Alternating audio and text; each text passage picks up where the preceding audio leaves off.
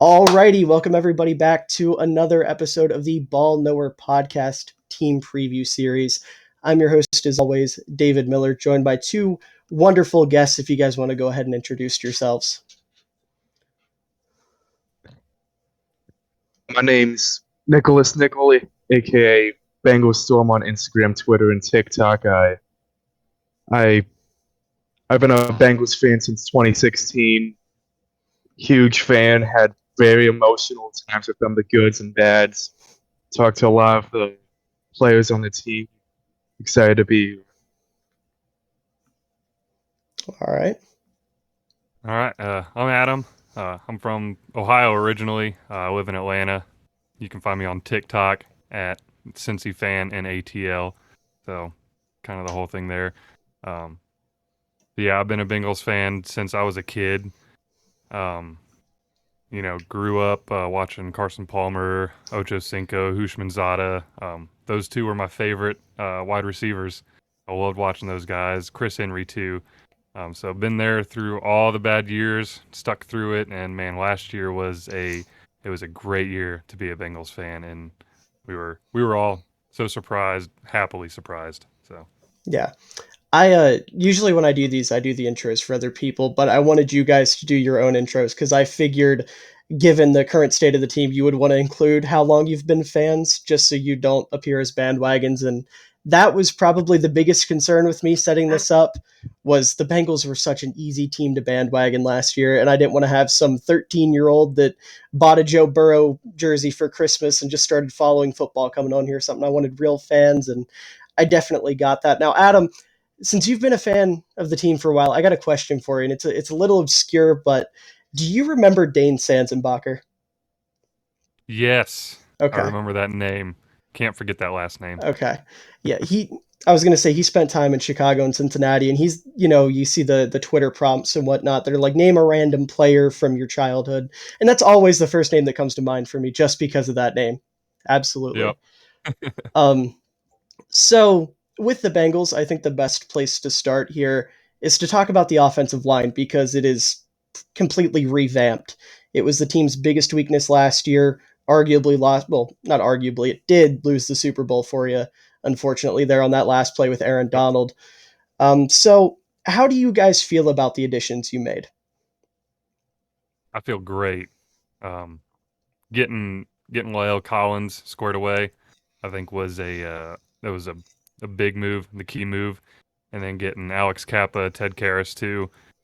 The whole right side of that line is revamped, and that was the weakest part of the line. Obviously, you guys saw in the Super Bowl, so I feel really good about it with Jonah Williams staying at left tackle. You can only play as good as the guys around you, so he was the best player on the offensive line with that group of guys. And then they're thinking Jackson Carman is going to start at left guard. And I liked him last year. He showed flashes of being a really good offensive lineman. Nicholas? Yeah, Lyle Collins, I remember every single Bengals fan wanted him desperately last year. It was the whole Oz, just please sign with Cincinnati. Once he signed, it was like a parade in Cincinnati. The best run blockers, great pass blocker. And then obviously Alex Kappa, Ted Karras, maybe some tampering with Kappa. He signed with us 2 minutes into free agency, but yeah, they're top 15 at their position. So huge upgrades. Jackson Carman. I think I'm the only person that has a Jackson Carman jersey, so that shows how much of a fan I am of him, how much I think he'll be good this year. But obviously, it may not be him. It could be the new rookie Cordell Volson from North Dakota. He also has a chance of winning that left guard, but I'm really confident in seeing what this line can do this year. What was the last thing you said there, Nicholas? You cut out. Cordell Volson. Yeah, after Cordell Volson. You said his name and then you kind of went kerput. You disappeared. Yeah, I was saying about how that's one of the only true competitions we have on the offensive line's arrests are like true 100%. But no matter what, if it's Cordell or Coleman, the fact those are the weakest guys for left guard, that shows how much this line has improved from going from Hakeem Adeniji and Isaiah Prince to Collins and Kappa, shows how much of a step forward the line has taken this offseason. Absolutely. Now, does Collins and his off the field issues, does that concern you guys at all, or do you think that'll be something he's able to overcome? I don't think I'm too worried about it. Okay. With the whole culture that they've got, it's I mean, you all saw with Joe Burrow, how he changed the mentality of the team, and just like he oozes confidence, and he's changed the culture of it. I know they had back in the day, they had a lot of players get arrested, but that was a whole Marvin Lewis era Bengals. But with the new coach, new quarterback, they've definitely changed the culture, and it was a very positive move. Yeah. And I think it's what you said about the culture. I mean, Zach Taylor, he doesn't really allow stuff like that, so he must have knew Collins would be a good fit for us if he wasn't going to like look at the backfield and realize he's going to be a good fit for us. So obviously, if Zach and Mixon and everyone else thought this guy would be good, then I trust him. Yeah, I mean, Mixon's a good name to bring up too, because they've been able to keep him in check given the issues he had off the field coming into the NFL, and obviously going from Dallas, which kind of lets players do whatever the hell they want, to Cincinnati. That's like you said, a good culture that's being built around guys that have kept themselves in line, have good head on their shoulders, things like that. I agree. I don't think it'll be that big of an issue, but it is, an interesting talking point. And I was curious as to how you guys felt about that. But moving on from the offensive line and what you guys added, one loss you guys suffered was obviously CJ Uzomah, who ended up getting hurt late in the year and then left and went to New York. And you replaced him with Hayden Hurst, right? Yep. So how do you guys feel about that situation? I mean, obviously it sucked to lose CJ. I mean, he was one of the guys that I really wanted them to re-sign. He was a really good hype guy. I mean, he was a really good locker room guy. Get the guys hyped up. That was one of the reasons I really liked him and the attitude that he brought. But he was a solid tight end on the field, and he was one of Joe's favorite targets.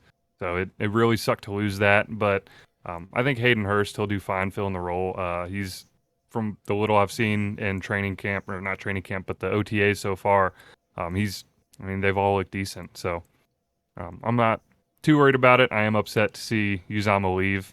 I was hoping he'd re-sign, just because he wanted to stay in Cincinnati. There's a lot of guys that, wanted to re-sign because they wanted to stay in Cincinnati, like Andrew Whitworth. They just wouldn't want to give him the money.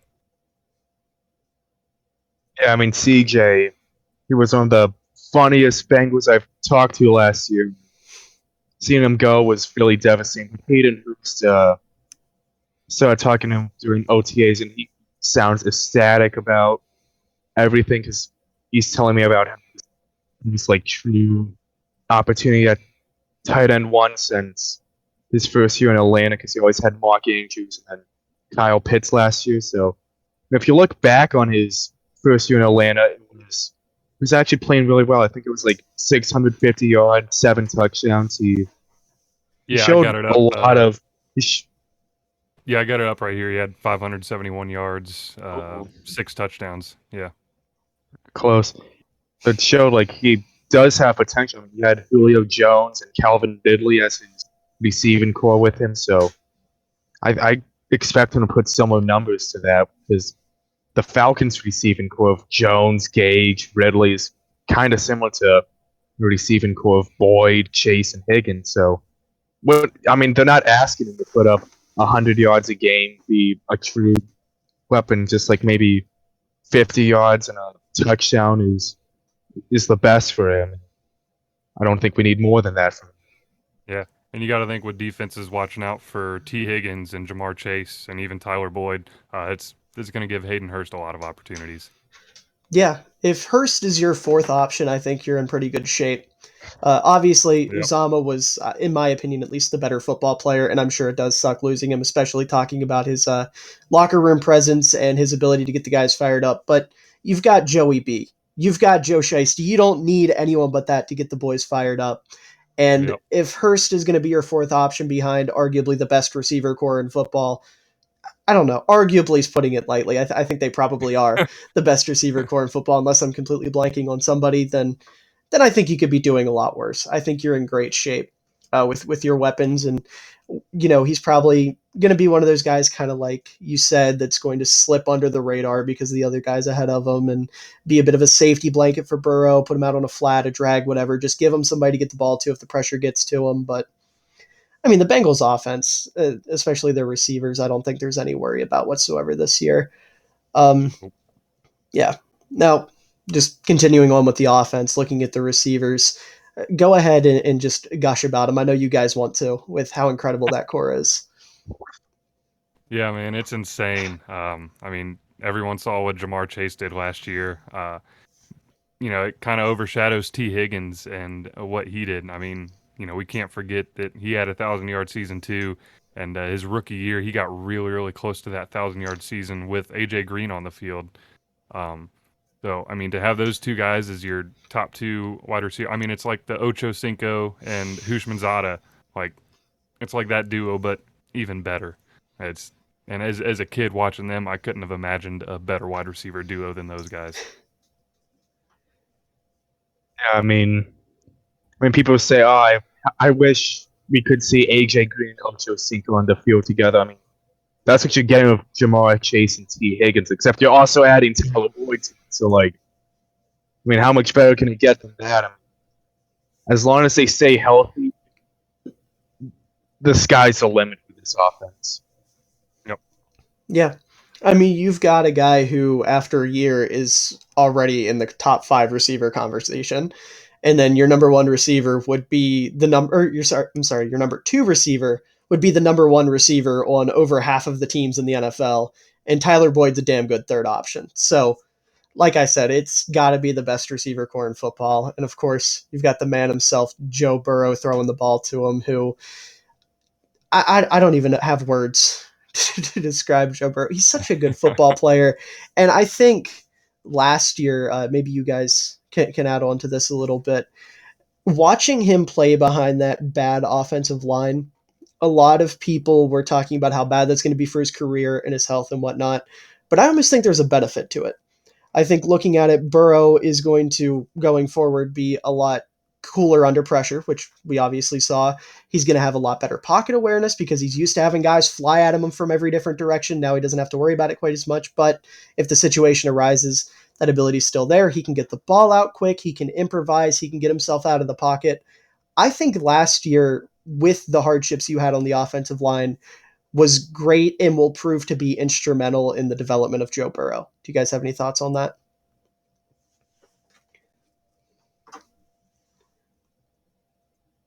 I mean, yeah, that's a great way of putting it. I never really thought of that. I mean, he was already cool under pressure. I mean, you saw in that Thursday night game against Jacksonville. Yeah, I mean, he said, "You can't zero me." It's like that kind of confidence. But yeah, that's a great way of putting it. Yeah, man, just even looking back in this rookie year, I looked at like highlights from that year, and it was insane just looking at him break like 5 sacks and just find someone open every single time. It was insane, and then torn ACL happens, and the fact he was still pulling off plays like dodging sacks, looting the pocket with one of the worst offensive lines in football, and he's still doing that every other play. It's just insane to, and of course, like he's going to be taking some sacks with that mentality, but like it's way harder for the defensive game plan for an accurate QB that will do whatever he needs to do to throw a completion than just some pocket QB that has a terrible offensive line. Yeah, and remember last year he was still kind of recovering from the ACL. I mean, he Yeah. wore the brace the whole year. And this year so far in OTAs, he's taken the brace off. He feels like he's back to normal. I mean, y'all probably saw on Twitter he and Jamar Chase going back and forth said he's sneaky fast, hitting like 20 miles an hour in sprints, I think. Yeah. Yeah, I mean, like I said, there's no words to describe Joe Burrow. The kid is outstanding, and the transition from year one, the horrific injury he suffered, to year two, being arguably the most electric quarterback in all of football throughout the year, and continuing that chemistry he had with Jamar Chase from college, and getting to see the two of them as arguably the most dynamic duo in all of football. I would say they probably were for last year. It's definitely incredible that the Bengals were able to pull that off, and it's crazy to me in hindsight. I made a TikTok a couple weeks ago about that graphic that was going around right after the draft when they had taken Chase, and it was like Burrow getting sacked and underthrowing Chase versus Burrow having Penei Sewell in front of him and throwing it to literally anybody and completing it. It's insane to me how many people still look at that graphic and are like, well, the Bengals offensive line was bad last year, so it didn't age poorly. It actually still holds up, even though Jamar Chase had the rookie season he did, arguably the best rookie season, or arguably the best rookie. Dear God, I cannot talk. Arguably the best rookie wide receiver season ever.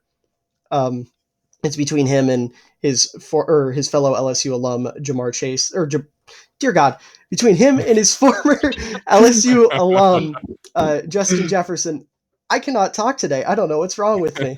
You get what I mean, though. That it was incredible, and they obviously made the right pick, no matter what any of the doubters might say. Pairing Joe Burrow and Jamar Chase was a fantastic idea last year, and it will probably go down as one of the best duos in NFL history if the two of them can continue to play at this level. Yep. I got to tell you, the nerves in that first game against Minnesota, though, when he took some of those sacks, I was on the edge of my seat, and I was praying that Joe got up every time. Yeah. Yeah. Well, that's the thing about Burrow. Unless you literally tear his ACL, he's always going to get back up. He's a tough kid. He's incredibly tough.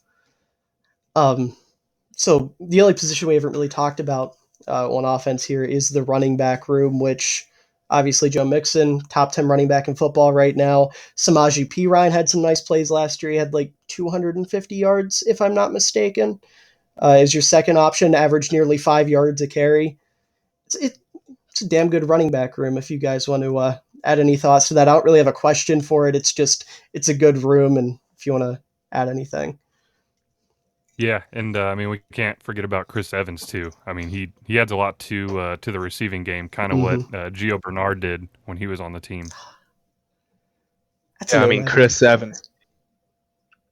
I mean, I like Perine. He made a few plays. It felt like every time I saw him, I'm like, why isn't Mixon in? Why isn't Evans in? Because it felt like he did more bad than good. That's not on a stat sheet. He just allowed a dumb sack here and there. I remember against the Chargers, he dropped a pass that turned into a pick from Burrow. I was like, God. And Evans caught everything. It was. I mean, I just thought, I'm just really hoping next year Evans gets a more Gio Bernard-esque role. Mm-hmm. Yeah, I think he will definitely going into his second year. I saw something earlier today as I was kind of reading through some news that they're really thinking he's going to be RB2 for this year, and he's going to take a big step forward. So. Yeah. I mean, looking at Evans' statistics, because I wasn't aware that he was actually a solid part of your offense last year. I guess I should have done a little bit more research there. But looking at him statistically, 15 receptions, 151 yards, 2 touchdowns, 6 first downs through the air. It's pretty impressive for what, like a 5th round pick? Late round pick, day 3 pick? 6th round rookie, yeah. Yep. Yeah. So unless there's any other players on the offense. Yeah. Unless there's any other players on the offense we didn't touch on that you guys would want to talk about, I think we can go ahead and move on to the defense here. Yeah. Actually, no, wait. I do have one. Oh, sorry. Go ahead. I mean, the only thing I can think about on offense is, wide receiver 4 situation. I'm hearing stuff about them trying to get a wide receiver 4, whether it's through trade or free agency, whether that's Will Fuller, N'Keal Hayes, Andy Isabella. I'm hearing a lot of names there, but I'm hearing the Bengals are like, if someone goes down, whether it's Boyd, Chase, or Higgins, the depth is kind of inexperienced, to say the least, to start games for them. Yeah, I mean, we got Mike Thomas, not Mike Thomas from New Orleans, but the other Mike Thomas. Who else? We got Trenton Irwin. I mean, he was good in the punt return game, and Stanley Morgan. But yeah, that is a little bit of a concern, the depth behind the top 3 wide receivers. That's right, because what's his name? Alden Tate left. Yep. I completely forgot about that. He went to Atlanta, right? Yeah. Looking at it right here. I completely forgot about that. That's another good point. They do desperately need help at wide receiver 4. I almost completely missed that. Yep. And I loved Alden Tate when he was here. Mm-hmm. I mean, he was a big physical wide receiver. He could go up, make some contested catches. He could high point the ball. He had some really good catches while he was here. He was a tight end a wide receiver in a tight end's body. Dude's massive. Yep. I can remember early on in his career, before the Bengals actually started clicking offensively and figuring things out, seeing a bunch of Bengals fans and reporters and whatnot actually clamoring for him to go to tight end. And then Uzama kind of came in and they were like, well, we can keep a wide receiver. And yeah, they definitely need help here. One name that's sticking out to me, and maybe I'm completely off here, is Puka Williams Jr. Wasn't he a running back? Yeah, I think he was. I can't remember when or why they switched him over to wide receiver, Mm-hmm. but yeah, he is listed as a wide receiver in their depth chart. Huh. Yeah, I think I know what happened. Before the Chargers game last year, they needed a kick return of Brandon Wilson to his ACL, and Tyler Boyd was struggling that week at punt and kick returner, so they turned to Puka Williams, put him in for catching drills and stuff like that. So he was really good at it. He's like, screw it, you're a wide receiver, and just changed his number to number 12 and all that. Originally wore 36, but interesting story there. I mean, I'm hearing maybe a surprise breakout player at training camp. Interesting. Huh. Yeah, I completely forgot he existed, honestly. And then I was looking at this depth and he was sitting there and I thought he played running back, but I wasn't 100% sure. But interesting stuff there. Moving on to the defense, I guess we'll start with the defensive line here. Obviously, Larry Ogunjobi is now gone. Almost came to Chicago. It was very, very close. They decided to fail his physical. So now he is a Pittsburgh Steeler. Keep staying in division. So how do you guys feel about that? I hate that he's a Steeler, but I'm really happy for him. And he was a great defensive lineman. I mean, he was great at stuffing the run, getting to the quarterback, putting pressure on him. And I wanted so bad for him to come back to the team. But when I saw he was going to sign in Chicago, I thought that was a really good spot for him. And then he failed the physical, and I was like, oh, maybe there's a chance we bring him back. And then, news breaks a few weeks ago, him signing with the Steelers. So I hate it, but he's making his way around the AFC North. I mean, he was a beast for us last year. I mean, it felt like he just came out of third quarter, second and 4, turns into third and 12. That's what it felt like, all of his sacks. Yeah, I mean, it's going to be hard to replace that production because we really didn't have any great 3-tech linemen that we saw from Larry since Geno Atkins. That's the closest we've had. Yeah, I like I said, when he was going to sign with Chicago, I obviously was obsessing over him because Chicago desperately needs a 3-tech right now after Akeem Hicks left and whatnot. And he would have fit our defense perfectly. He's such a talented run stuffer. He can get after the quarterback. I was so excited. And then when he failed his physical, I was holding out that little bit of hope that Chicago would still go after him just on a way cheaper deal because I was okay with paying him. I was absolutely okay with paying him, even coming off injury. And Ryan Poles, our GM, said he was interested in bringing him in if he could get him for cheap, but I don't know. I guess you can't really pass up the opportunity to go play in Pittsburgh over Chicago, at least right now, given the state of both teams. But he's a stud. He's a I stud. find it kind of funny he's going to play with Mason Rudolph Oh yeah, because after that whole debacle in Cleveland. he was the one who shoved Rudolph from behind at the end, right? I think so. Yep. Yep. Isn't that something? That's great. Oh, I'm sure they're having fun at practice. I completely forgot about that. But looking at the rest of your defensive line, the biggest, I mean, he's not the biggest name, but the name that stands out to me the most because I was watching a lot of him early on in the offseason because for TikTok, I did a series where I picked a breakout player at each position. And for the defensive end edge position, I went with Joseph Osai. And this kid, apart from obviously getting hurt, what was it, after the first game of the preseason last year? He's a monster. He is an absolute monster. He's super athletic. He's freaky strong. He's got a lot of moves in his bag. He can get after the quarterback. He can defend the run. He's like the complete package at edge. So getting him back alongside Sam Hubbard and Trey Hendrickson is obviously going to be huge for them, especially given the current climate of the NFL, where a lot of these defensive coordinators are trying to rotate pass rushers and defensive linemen as much as possible. So how do you guys feel about Osai? Are you guys believers? Do you think I'm overrating him? What do you think? Oh no, I think you hit the nail right on the head there. I mean, I was excited to see Osai too, and I was really mad when he got hurt. You know, he was one of the players that they drafted that he was on the top of my list. I want to see this guy, um, and you know he was I think drafted to replace Carl Lawson because he went to New York as well. And Carl Lawson, that dude was a beast, man. He Mm-hmm. was he was really underrated, and he was overlooked a lot because I think he came in the same draft class with T.J. Watt, I think. So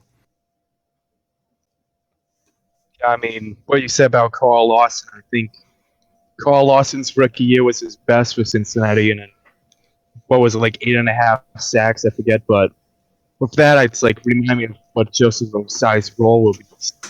Lawson, he's like third down pass rusher, didn't need to be in to run downs, didn't have to be the main guy. He's just used all his energy on those pass downs to get a lot of sacks out of him. And I think that's what Joseph Osai is going to do. Sam Hubbard's going to get all the run stops, maybe get a few pass plays, D-tackle, since no Lario. But Joseph Osai, like next to Trey Hendrickson, both high motor, will get to the QB in 1 second. It's going to wreak havoc. I mean, it's going to be great to see because last year Trey Hendrickson went down or didn't come in for a few plays. I'm just going to say it. It was not fun to watch at times. It was, yeah, I mean, it felt like 5 seconds of in the pocket for the QB every time. So that's why we was like praying to the gods that we could have more pressure happen in Joseph Osai's answer. Yeah, like I said, you're talking about Hendrickson going down. I think Osai coming back is huge for them. For that reason, obviously, you have the depth there, and a lot of these defensive coordinators like to rotate their defensive line pieces. So if you're bringing in Osai on like third down to start out, just as a fresh set of legs or however you want to put it, he's going to be a difference maker. He absolutely is. And him next with Hubbard and Hendrickson, that's a great little rotation you got going on there. And obviously Cam Sample's there as well. You drafted Zachary Carter in the 4th round, I believe, maybe 5th round. That's Third round. 3rd round. Okay. Zachary Carter's not someone I'm super familiar with, if I'm being totally honest. I watched a little bit of him, but I didn't get a whole lot in. So do you guys have any opinions on him? I haven't seen a lot from him yet either. I'm kind of in the same boat as you. I haven't watched a whole lot of film on him. Haven't seen a whole lot from OTAs, but he's a pretty big guy. I mean, 6'4", 285. So he's pretty big guy. Adds depth to the defensive tackle spot. So Right. but he's one I'm excited to see. Him and Jeffrey Gunter. I think he was a 7th round pick. So he's another rookie lineman that I'm excited to see too. Yep. I mean, Zach Carter, I think it was, 6.5, 7.5 sacks he had last year for Florida, but it's just, I mean, I can't really say much about him. I haven't looked at him much. I just looked at, like, stats and what he did for Florida, but, I mean, hopefully he can show just a glimpse of what Lerio did last year. And because what I'm thinking is B.J. Hill is going to get the Larry Ogunjobi role, and Zach Carter is going to get the B.J. Hill role. Because B.J. played phenomenal last year as well. We extended him. It's just now we need someone to have that B.J. Hill role. Because now it's going to be Hill and Reader, but he's going to come in to replace him on pass downs. And I think that's what Zach Carter is going to be used for. So in his career, go ahead. In his career at Florida, he had 17 sacks, 26 tackles for loss. So, yeah, I don't watch a whole lot of college football, so I don't know how those stack up against the other guys. But right, yeah, I don't watch a ton of college football outside of watching for the draft. When I watch college football, it's usually after the season's ended, after the NFL season's ended. I'm watching for the draft, but yeah, I mean those are definitely solid numbers, and as a rotational piece on the defensive line, you could do worse at the very least without actually watching the kid play very much. You could do worse. But Nicholas, I have a question for you. You brought up B.J. Hill kind of sliding into that second defensive tackle role, taking a increased role, so to speak. Do you think he'll be able to still produce well at an increased role, or do you think it'll be too much for him? I don't think it's like that much of an increased role. I mean, it was like most pass downs, it was swapping Larry B.J. Hill next to D.J. Reader because you didn't know if they were going to run it. Reader was like one of the best run stoppers in the league. You had to have a lot of downs, but it's just a small percentage increase for him, I think. I mean, he had a pick against Patrick Mahomes in the AFC Championship for some reason. That was the weirdest play. I keep on forgetting that, but yeah, I mean, he just appeared out of nowhere. I mean, we traded him like a week before the season, and just clicked right away. Got 2 sacks. I mean, he gets a full offseason with Louis Anarumo and Baron Humphrey, the defensive line coach. So I think he'll exceed expectations next year for this team and the defensive line. Yeah, and remember who we traded for B.J. Hill too. We traded away Billy Price and got B.J. Hill, so we absolutely won that trade. And a 5th round pick. Yeah. Yeah, I forgot that trade even happened. That seems like such a small trade, but in hindsight, it ended up paying off very well for you guys. Now, the AFC, just to kind of steer away from just kind of going position by position here for a moment, that AFC Championship game, as someone who is a firm believer that defense wins championships and defense is extremely important in football, because I feel like a lot of fans have kind of gotten away from that. That second half was a defensive clinic from the Cincinnati Bengals. It was absolutely beautiful. The Chiefs absolutely refusing to run the ball. So the Bengals were like, okay, we're going to drop 8 into coverage every single play. And you completely shut down Mahomes and came back down, 21, right? Yeah. It was absolutely incredible to watch. And I'm sure as a fan, it was even better. So if you guys want to share anything about that. Man, I was in just complete, I don't know. I wouldn't say shock or disbelief, but I was surprised, excited. That was one of the funnest games I watched, and the fact that they did it to the Chiefs, a few weeks prior, they did like the same thing where they were down by 20 some points, and they come back to beat them. I was at that game where they beat them to win the AFC North, Nice. And that was by far my favorite sporting event I've ever been to. It's awesome. I mean, what you said about that Week 17 game, we were down, 17-0, 70-3. Like all faith lost, and Jamar Chase pulls everything out of him to win the game. That AFC Championship, similar thing happened, but it's the defense that did everything they could to win. But when that Mahomes threw that 3rd touchdown, I'm like, okay, I've seen this before. I'm not gonna be confident it's going to happen again. They probably planned for this. If this happened again, to keep the gas on, to put the foot on the gas. So I think that was the downfall. They kept passing the ball, trying to run up the score, not make that happen. And we adjusted to that, and that's what killed them in the end. They didn't run the ball, and Mahomes throws a pick, Trey gets a sack, offense finally gets something going, and boom, overtime happens. And even then, they win the coin toss and they throw a pick and just driving down the roads. It was beautiful. My whole family just sitting there in silence. I mean, half of them are not even Bengals fans, and yet they're like having like a cold sweat from them. And it was by far one of my favorite games I've ever seen. I can't even imagine the excitement. I mean, as a Bears fan, I don't get many moments like that, unfortunately. I mean, if we're being real, you guys typically don't either, but last year was something magical. Yeah. Absolutely. Speaking of which, I just feel like I'd be remiss if I didn't bring up the fact that Chicago beat y'all last year, despite going to the Super Bowl. Yep, it's the game that I think Joe threw 3 straight interceptions that really hurt us. Yeah, including one where Roquan read him like a book. That was probably my favorite play of that, second favorite play of that entire year. It was wonderful. But I think this is a solid transition. Moving on from that, a guy that actually made a big play for the Bengals in that game was Logan Wilson, who, like I said, Roquan did to Joe Burrow, absolutely read Justin Fields like a book. And Logan Wilson is one of those linebackers I feel like, I don't like to use the word underrated because I feel like it's incredibly overused by NFL fans, but I feel like he doesn't get the recognition he deserves, so to speak. So I guess my question here is how do you, this has pretty much just been the entire thing. I say something about a player, then how do you guys feel?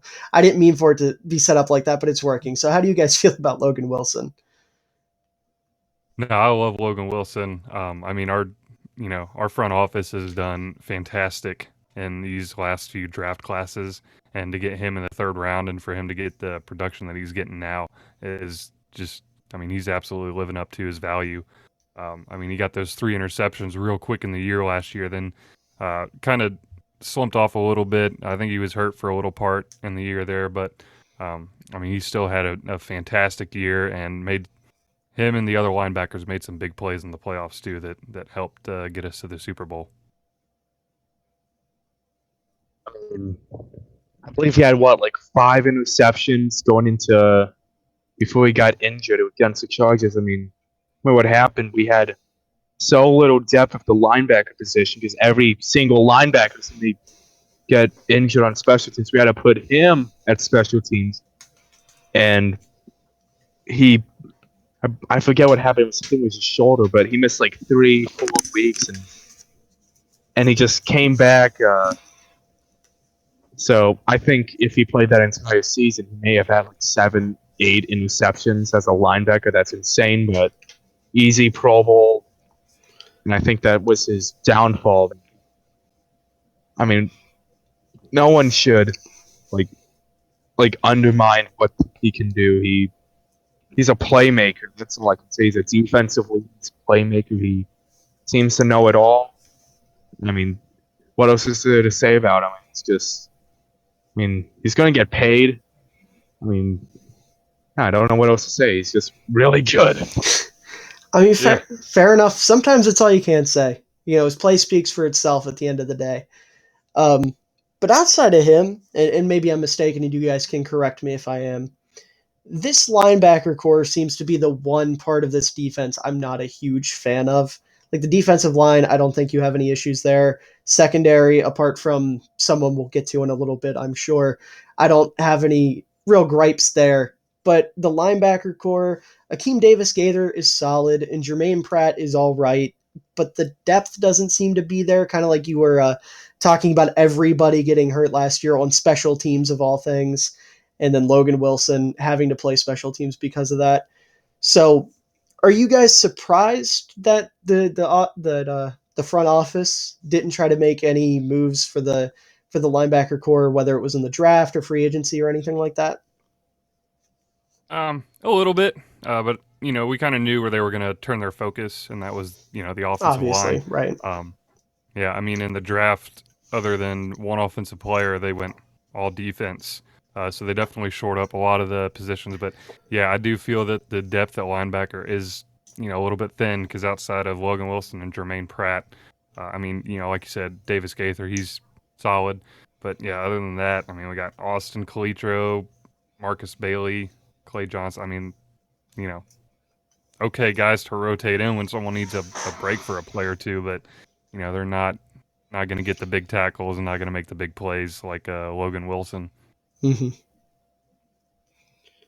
For me, I think it's a complete opposite. I think the linebacker was the most, like, the depth is the best out of any position group. I know that's insane to say, but like, I think it was the every player getting through it on the core that just helped elevate so many players. Marcus Bailey, I think he was like, he showed flashes. Clay Johnson, no one really talks about this, but he may have saved the Bengals playoffs on a 2-point conversion in the Titans game. He makes a huge, like, game-saving tackle on Derrick Henry. And if you look at it, if they make that 2-point conversion and they have the ball at the end of the game, they don't have to pass with Tannehill, but it soon gets picked and Bengals drive down the field and win it. No, they just run it 3 times and win the game in fans. So Clay, he made big plays. Joe Bechet, I mean, Bengals fans were so hyped with him. He was playing out of his mind against the Broncos and the 49ers and Chargers, but he tears his ACL. But yeah, tears his ACL, but he's going to recover by training camp, from what I've heard. But yeah, I mean, I think obviously you would want more of a veteran presence, but I think the thing you should look at most is how the injuries brought the depth up and gave more experience. I mean, you know, if there's so many players that have a year of experience under their belt, they have games started that, like, hopefully at least one of them can prove, whether it's Akeem, Bailey, Johnson, Bache, one of them should at least prove that they are starting caliber, and we don't have to be scared and throw money at the first free agent we see if one goes down. Okay, interesting. Maybe I'll have to go back and give the Bengals linebacker core a second watch, because from what I saw, and again, maybe I just wasn't looking for the right things for the right guys or something along those lines. Apart from the starting 3 and some plays from, is it Bechet, Joe, however you say his name? It's a new way to say it every week. Yeah. Okay, fair enough. I did see some stuff out of him. Like you said, a lot of plays are getting Bengals fans hyped, and I definitely see where that's coming from. But like I said, I don't know. Maybe I'm just missing something here that I'm going to have to go back and double check on. But moving on to the secondary, I think this is probably where the most controversial Bengal, to say the very least, is located. So how do you guys feel about Eli Apple? Because I feel like every Bengals fan I've spoken to is one extreme or the other. I mean, you know, I get why people can hate on him. You know, you can kind of, you know, just be a loudmouth, I guess. Or, like, you know, just kind of tweet stuff that, I don't know, maybe he shouldn't. But, you know, I like him. He showed flashes of being a good corner last year. Did make some important plays for us. But, you know, he does have his moments where he gives up that big play and, you know, loses the guy in coverage or whatever it may be. I personally love the guy. I mean, he had a podcast interview with him. He was, like, surprisingly one of the nicest people I've ever talked to, for someone that only, like, that's known for talking the most trash on the field. But from what I've heard, he's, like, good veteran leadership in the locker room. But he just likes talking trash to other teams. But yeah, I mean, I like his play. I mean, he doesn't. I mean, from like that dreaded 2017 to 2020 stretch, it was like we had B.W. Webb, we had LaShawn Sims, we had people that were like 300 yards a game, making the most questionable tackles and coverage moves that makes you just sit there with your hands on your head, just like, oh my god. So maybe it's just that Eli Apple isn't that bad, that Bengals fans are just like saying he's good. But I mean, honestly, I do think he's talented. I mean, like, he allowed a few 0-yard games, as a matter of fact. No catches, nothing. I mean, yeah, I mean, he's clutch. He's good leadership. I don't see the hate with him. It's just Twitter that's the problem. Fair Yeah, enough. I mean, I like him. He's a former Buckeye, so I like the guy. I don't love him. I don't hate him. Let's see what he does this year. He's a good depth guy. I mean, you got to remember we got Cheeto Awuzie, we got Hmm. Mike Hilton, got Trey Flowers. I mean, Right. he showed flashes of being pretty good last year. So, I like having Eli Apple around, to add the depth. Yeah, I mean, I think that's a good way to look at him. Is more of a depth corner because for what he is, he plays his role. He does his thing. He's not super consistent, but if he's like your third, fourth guy, you're feeling pretty good about it. Because you got, like you said, you got Cheeto, you got Mike Hilton ahead of him, who are both good corners. I was going to say solid, but they're good corners. They showed that Yeah. they're capable last year. And apart from a couple plays that got overblown just because of how mouthy he is, he really didn't have that bad of a season. Like he really did No, not. not at all. Yeah. Oh, I mean, it's fun to call him burnt toast and whatnot. It's fun to goof on him, but he really is not that bad. If he just, I'm not going to say got off Twitter because I'm not one to advocate for athletes not doing their thing, but I think if he wasn't quite as loud, I think the consensus opinion on him would be a lot different and a lot more positive. Because when you have a guy that runs their mouth like that, they either got to be a superstar or they're screwed. And Yep. he's not a superstar, but he is a good football player. He's a quality football player. Now, continuing on with the secondary, obviously, one of my favorite players that this team has now is Dax Hill. He was one of my absolute favorite players in the draft. And Adam, you said you liked Eli Apple because he was a former Buckeye. Are you an Ohio State fan? Yeah, I watched the Buckeyes. I root for the Buckeyes. Being down in Georgia, I also root for the Bulldogs too. But Right. like I said, I don't get too into college Right, football. right. I used to live in Columbus, Ohio, and it was Ohio State fans are suffocating up there. Like they're everywhere, and it's everywhere you go is OHIO. Right. So I didn't watch a whole lot of them up there, but now that I've moved down here, kind of out of it, I've been watching a lot more Ohio State, and I always the Ohio State Michigan game. I always got to beat that team up north. Michigan. But Right. I love Dax Hill. He was when they selected him in the draft. It was one of the guys I was looking at for the first pick, and whatever happens with Jesse Bates, Hmm. he's either going to be a really good depth guy. He can be a nickelback. Can put him at linebacker. He played all over the defense in Michigan. So he's very versatile, and it was a good decision to draft him, with the whole situation they got going on with Jesse Bates right now. Yeah. I feel the same way about Dax Hill. Like I said, he was one of my favorite players, and I just love any sort of DB that can come up and play in the box and be able to do more than one thing because they're just fun to watch because you never know what to expect from them. Yep. So having him, especially like we were talking about with at least our concerns with their linebacker depth, having a guy that can potentially come up and play in the box if you need him to, or play at nickel if Eli Apple's having one of those games or one of those days.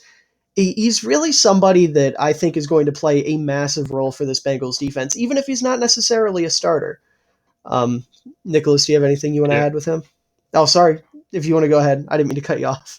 I mean, Whoever yeah, wants to but talk, just go ahead.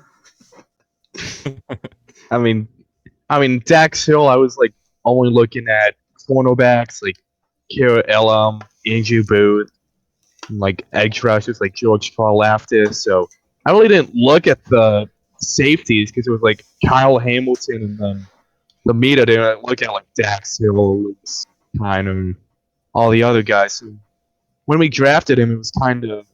I mean, it was weird because it was like the first year in like 4 years. I'm like, oh, I didn't really look much into this guy, so I spent like 5 hours straight looking at him. But I mean, I like how versatile he is. I don't think like if Eli Apple has a bad day, we put him to guard some outside cornerback. I think that's more for what Cam Taylor Britt will bring.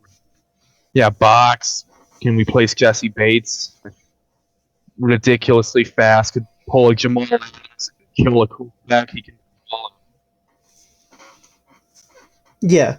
I don't think you're going to be putting him at outside corner either. I wouldn't put him at boundary. I was saying if Eli Apple's having a bad day, you can do a little rotating, and he can come in and play that nickel spot.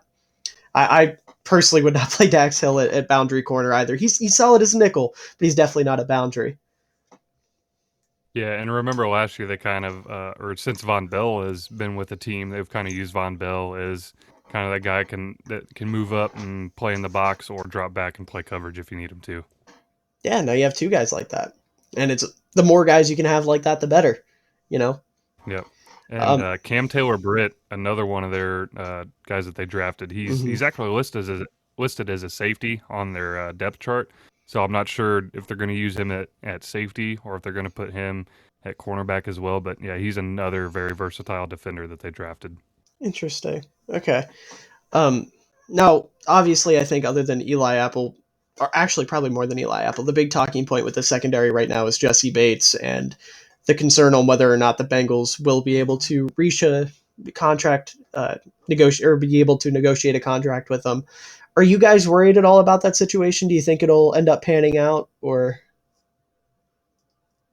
I mean, I'm not getting myself too worried about it because I mean, whatever happens is going to happen. If he stays with us, great. I want him to, but he's been one of the better safeties in the league. I mean, he wants to go get his money, and NFL's a business. I mean, hey, go get your money, Mhm. man. You deserve it. I don't think the Bengals are going to want to pay him that 18 plus million that he's wanting, unless it's like a length of contract thing. I've been hearing kind of it's the money, and I've been hearing it's the length. So not really sure what the disconnect there between him and the front office is, but I mean, whatever happens, happens. He's been one of my favorite Bengals players since we brought him into the league. Um, I'd hate to see him go, but he deserves his money. So Yeah. It's just, I mean, he's incredible. I mean, last year it was kind of like a down year to say in the regular season. Turned back into that 2020 Jesse Bates, we already playoffs, and I think that kind of improved how much money he'll get. But I think the Bengals are like saying, you were bad in the regular season, so we have to accumulate that. But it's also the fact that they have so many players like coming up that they have to re-sign, whether it's uh, like Chase, Higgins, Burrow. Like those are lengthy, big contracts you have to give to key pieces of your roster, the main players. I mean, kind of hard to do that. I mean, I'm at this point. It's just, I mean, it's not even those two. It's like Von Bell, Jonah Williams, Jermaine Pratt. They're all like quality starters that any team would like. So, like, it's just hard to decide how much money you want to give this guy. At this point, would you just trade him and start Dax Hill? I mean, no, Dallas would probably take him and pay him like $30 million a year because it's Dallas. yeah, and I mean, I'm not. That's why I'm not too worried about.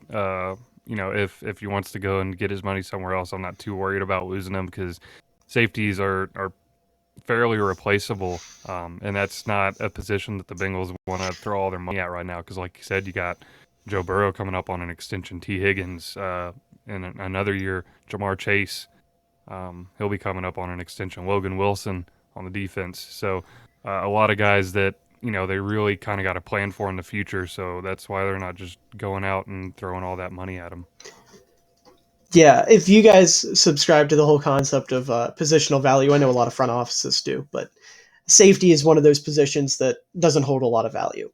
So if it's going to come down to like Jesse Bates versus a guy like Logan Wilson or Jermaine Pratt or God forbid Burrow, Chase, anyone like that, it's going to be Bates on his way out the door. And I think drafting Dax Hill is kind of them saying like, well, if it happens, we're fine, we're set, we've got our guy, we've got our replacement. It's not a huge deal. It's just kind of up to Bates whether or not he's going to be willing to take, I guess, a pay cut to stay with Cincinnati, which honestly, if I'm Bates, I agree it's a business decision. I wouldn't. He's worth the money. Someone will pay it to him, whether or not it's Dallas who's willing to overpay anything that walks, or some other team. They can get value out of him on top of it. So I think the Bengals are in a good position with Bates, whether or not they keep him. Let's see here. Oh, I guess we would be remiss if we didn't talk about the coldest kicker in football, Evan McPherson, the man himself. Money Mac. I love that kid. He's great. Him Yep. staying out at halftime during the Super Bowl to watch the Super Bowl show or halftime show. It's one of the funniest things ever. Because out of all Yep. people, it's the kicker, and it's rare you see a kicker with that much personality, with that much, that's that beloved by a team, by a city. So if you guys want to talk about McPherson, by all means. Clutch, man. He's clutch. I mean, they drafted him in the 5th round, so when you draft a kicker, I Yeah. mean, you hope they're going to be Mhm. that good. And I mean, he was. I mean, we've dealt with some bad kickers the past few years. I mean, we had a fat Randy Bullock. You guys probably know how Bengals fans feel about him. I mean, I don't think ever since Shane Graham was on the team, I don't think we've haven't had a really good kicker. So, but McPherson is that guy. I mean, he's like a young Justin Tucker almost. Young Justin Tucker with more swag. Yeah. Hey, Justin Tucker has a beautiful voice. That He dude can sing does. opera. He does. So Listen, I'll get on that. I'm a former choir and theater kid. I can respect a man that can sing beautifully. I love Tucker for it.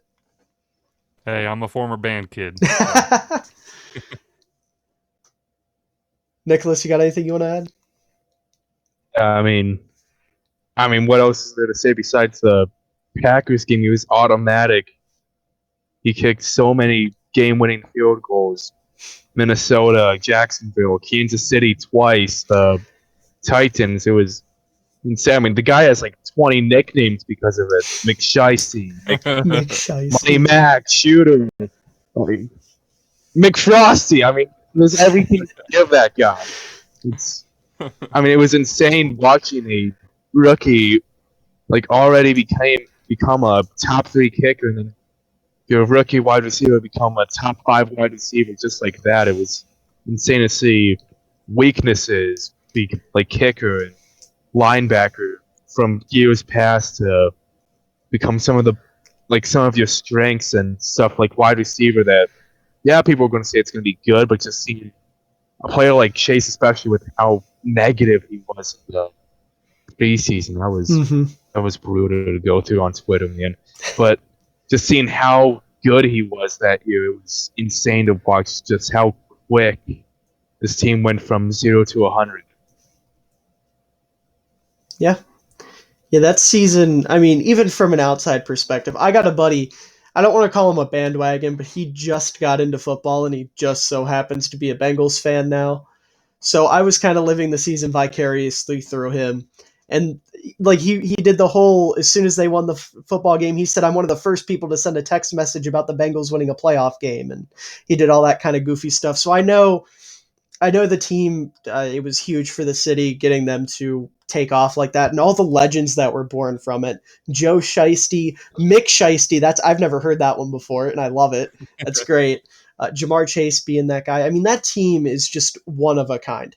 It's one of the best Cinderella runs in all of sports, and it literally came down to one play, which ironically, that graphic I brought up earlier kind of came true because Jamar Chase was wide open downfield. Yep.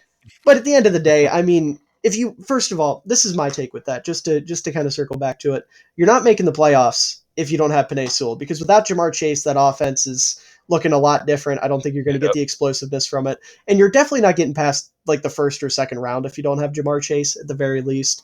And on top of that, that last play was Aaron Donald. No one man is stopping Aaron Donald on the last play of the Super Bowl if he's on his way to get a ring. It's not going to happen. So, at least you can Dude's a take, menace. yeah, at least you can take pride in the fact of your season being ended by arguably the greatest defensive player of all time just doing his thing. It wasn't some goofy error from your team. It wasn't a mistake. It wasn't, I was going to say it's not a heartbreaker. It was a heartbreaker, but like there's worse ways to lose, that's kind of my point with that. So, It really oh, sucked, but I was happy for Matt Stafford. I mean, yeah. it was nice to see him get his ring after all those years he suffered in Detroit, Mm-hmm. and he's one of the toughest players I've ever seen.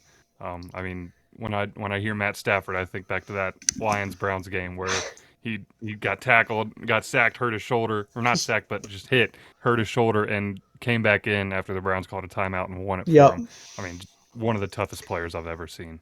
Stafford's a different breed. I love Stafford. And I won't lie, I was rooting for the Rams in that game for that reason.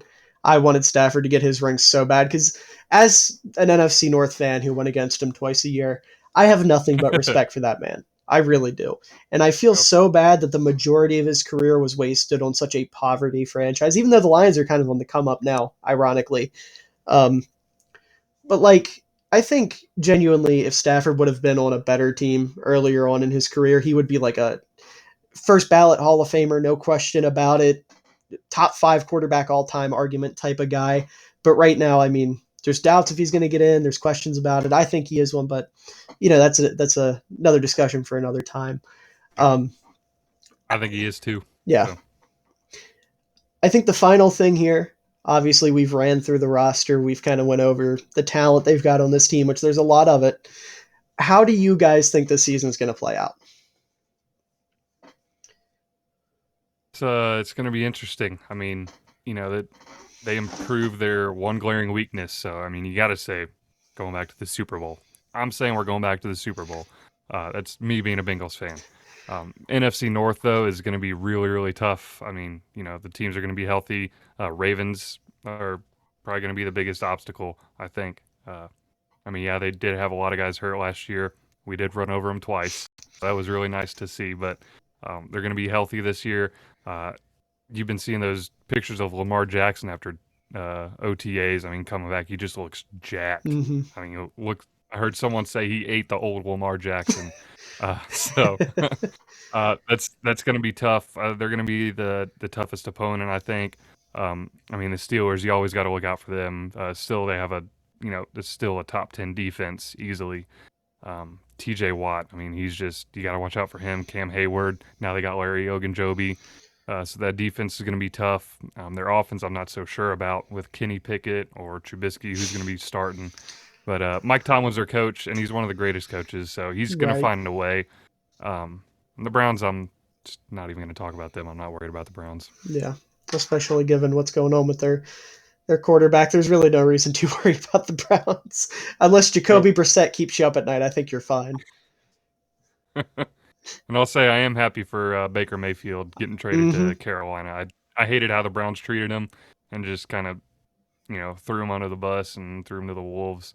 It's because I saw how Bengals fans did Andy Dalton, and the way Browns fans treated Baker Mayfield was so much worse. Yeah, Andy Dalton was getting like donations to his charity and everything when he left and was getting nothing but love and support. And Baker, it's like, yeah, screw you. We don't care about you anymore. Get off our team immediately. I mean, I don't know. Like, I get being upset with Baker for not playing too well last year, but like that team did him dirty and replaced him with probably the biggest scum in football.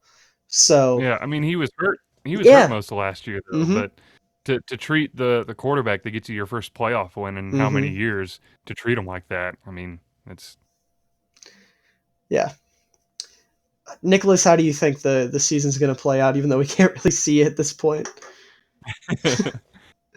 I mean, last year they went 10-7, but like it was a really young team, and you gotta realize like they lost to Mike White, they lost to injured Baker and the Browns with like getting killed by them. It's like inconsistency throughout the year. We didn't know what to expect.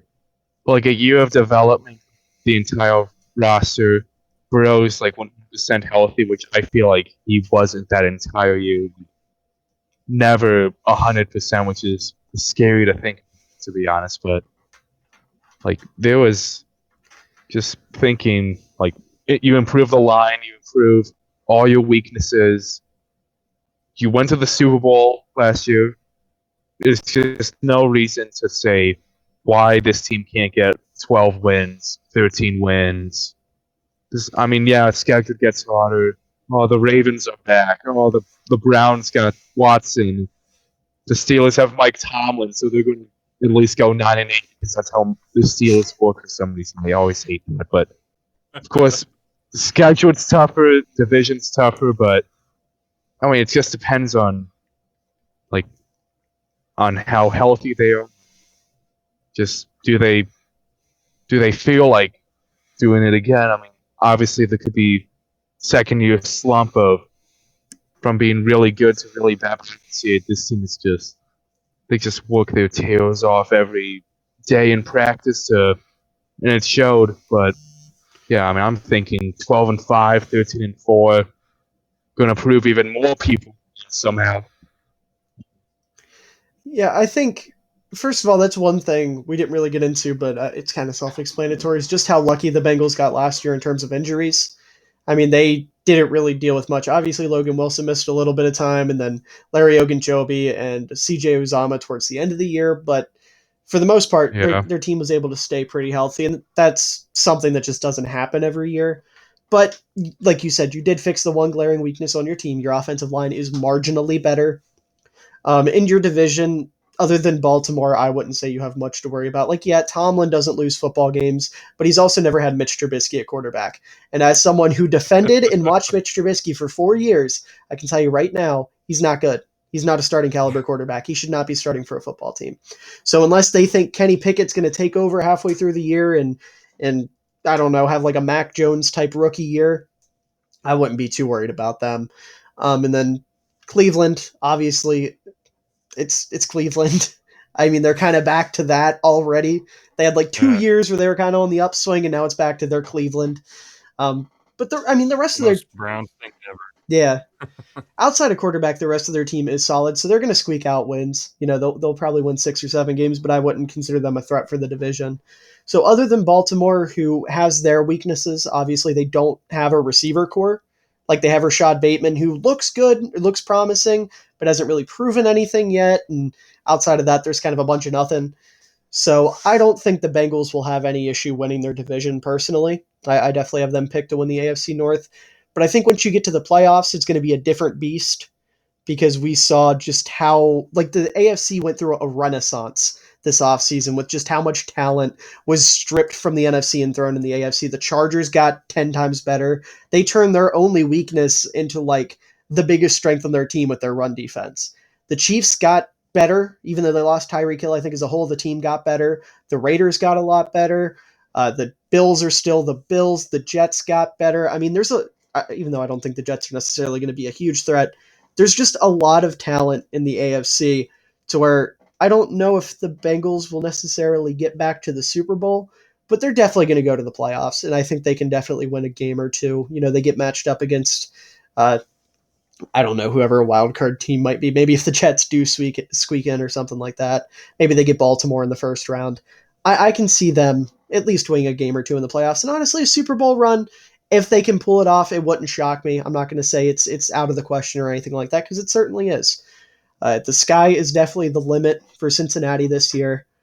Um, so I think that's it for me, unless you guys have anything else you want to add, any players we didn't go over, anything you're excited to see that we didn't talk about, just anything at all with this team. You can go ahead and bring that up now. I think we covered it all, man. Yeah. Nicholas, you got anything? That's all I got. All That's right. all I got. But I did have, like, one thing to say about the Super Bowl thing. Go for it. The whole things could have been was a few days ago. Some like Steelers fan went up to me, said, "What if Spain gets that block on Burrow sees Chase wide open, and he drops it?" Oh my God. Yeah, I don't know which one's worse if that happens or if how it's a drop. I mean, Chase would have to delete all of his social media and never go back to it again. If that was how their season ended after he finally got that situation figured out, he'd be done for. He'd be absolutely done for. Oh man. yeah. Yeah. I do have one more thing I want to bring up because this team is actually kind of a special circumstance with this. So I think I mentioned before, I'm a lover of the fullback. It's my favorite position in all of football. And the Bengals, notably, do not use one. They play tight ends at fullback. They'll put guys. I think Thaddeus Moss is kind of that guy for them, right? That they'll line up in the backfield and whatnot. But Zach Taylor is very adamant that the fullback is kind of useless and that he doesn't see a place for it, and it's kind of like a wasted roster spot, so to speak. And I just want to say Zach Taylor's a solid coach, but I will hate that man until I die for that. You have one of the best teams in football. You run a Shanahan-inspired offense, and you refuse to use the most important part of that offense. And I hate him for it. Just imagine if the 49ers had their own the Bengals had their own Kyle Juszczyk, what that team would be. Just imagine. I was about to say, if you got a guy like Kyle Juszczyk, I mean, he opens up a whole new slew of options for what you can do on offense. Yeah. So. And there's a lot of guys in the NFL who, I mean, they're not Juszczyk, because Juszczyk is a unicorn. He's one of a kind. But there's guys who can do similar stuff to him at a slightly lesser level, or can do most of what he can do, or are just Pat Ricard and are defensive tackles playing fullback that just run over anything in their path. Like there's still plenty of uses for the fullback, but Zach Taylor, unfortunately, cannot see the vision. And for that, as I said, I will hate him forever. I do love seeing when they throw in, like an offensive lineman or something at the fullback position when they're on the goal line. I love when teams do that. Yeah. You see that big guy on offense. Yeah. Yeah, listen, for me, it takes away from the fullback, but you can't get mad at a big guy playing offense. You just can't. Yeah. You just can't. I can remember a couple of years ago, Matt Nagy, he used to have this weird thing where he would put in like 1 or 2 plays a year that were a tribute to the old Chicago Bears. Like his first snap ever, he whipped out the T formation from like 1934. Like he was weird with that. And I can remember one year on the goal line, he had a play drawn up and he called it like the fridge special or something. And he tried to run Akeem Hicks up the middle. And I think he scored on it. But I mean, plays like that, you gotta love. You gotta love. But if that's all we're going over here, and we probably should get wrapped up because Nicholas has completely faded out of view. Thank you guys so much for joining me. Kind of last second here. I had someone else planned, but like I've talked about on my TikTok, he's moving across the country for college, so he can't really join us. So it's good that I found some great Bengals fans on such short notice so quickly. That's the beauty of the internet right there. But yeah, thank you guys for joining me. Love your content on TikTok. I appreciate it. Thanks for having us, man. Thank you. If you guys want to plug anything as well, you can go ahead and do that. I know you said you're on TikTok, and then Nicholas, you have a podcast from what you were saying. So if you guys want to plug anything, go for it. Yeah, I mean, I have like a thing on everything: Bengals Storm, Instagram, Twitter, TikTok, and then my own podcast where I interview players. Eli Apple, if you want to listen, at the 513 podcast. Okay. Yeah, if you're interested in listening to me talk to a player that everyone hates, go listen. Yeah, man. I'm really just active on TikTok at CincyFanInATL. So, just Bengals content, sport, mainly football content. So, I'll kind of branch out and do something like hockey or baseball every now and then. But, yep. Alrighty, I'll make sure to include links to all of that in the description. Once again, just fun final time. Thank you guys so much for joining me, especially on such short notice. But that's going to do it for this episode of the Ball Knower Podcast team previews. Good Lord. I've had a terrible time talking today. I've been all over the place. Make sure you guys leave a like down below. I'm putting a lot of effort into these. I'm recording one of these just about every night, and I love doing it, but it would mean the world to me if I knew that you guys were into them, knew I was getting your support. So make sure to leave a like below. Comment down below as well, whether it's your favorite Bengals player, how you think the team's going to do, why you think they're going to be good, why you think they're going to be bad. Just roast Eli Apple. Do whatever you want. Just make sure you leave a comment down below. Make sure to stay tuned for the next episode, which should be the Cleveland Browns, which will wrap up the AFC North. And I hope everyone watching, and you guys as well, obviously, have a great day, night,